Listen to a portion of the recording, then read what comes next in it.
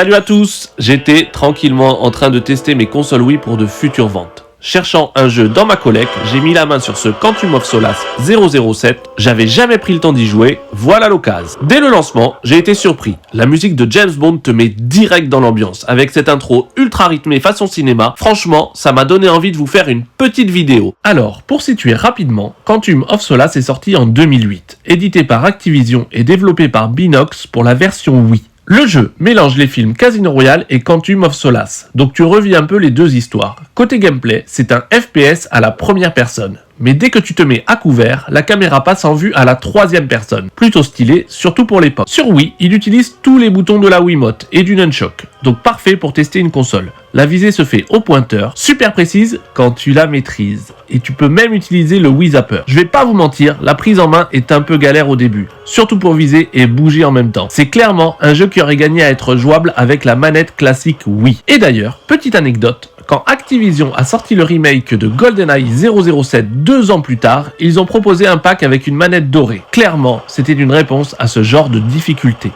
Graphiquement, j'ai été agréablement surpris. Pour un jeu Wii, c'est propre avec de belles lumières et une ambiance très film d'action. L'IA est pas folle ou alors ils ont recruté tous les kamikazes du coin. Mais le plaisir est là, surtout pour un petit run sans prise de tête. Alors, côté contenu, on retrouve les deux films condensés en une campagne courte mais rythmée. Environ 4 à 6 heures de jeu, il m'a fallu 20 minutes pour boucler l'intro. Je précise que c'était en mode découvert. À l'époque, le multi était sympa, avec du local jusqu'à 4 joueurs en écran splitté et un mode en ligne via Nintendo Wi-Fi. Bon, ce dernier est fermé depuis 2014, mais le multi-local reste fun entre potes. Les critiques de l'époque étaient assez partagées. Ambiance réussie, graphisme honnête, mais durée de vie courte et IA moyenne. En gros, un jeu qui ne révolutionne rien, mais qui fait le taf si t'aimes l'univers Bond et le FPS à l'ancienne. Bref, pour moi, Quantum of Solace sur Wii, c'est un bon petit jeu d'action pour se replonger dans l'époque Daniel Craig et tester sa console sans se prendre la tête. Et honnêtement, pour un titre Wii de 2008, c'est quand même un jeu plutôt agréable. Donc si vous l'avez dans la collecte et que vous possédez une manette adaptée, 007 Quantum of Solace, c'est Wii.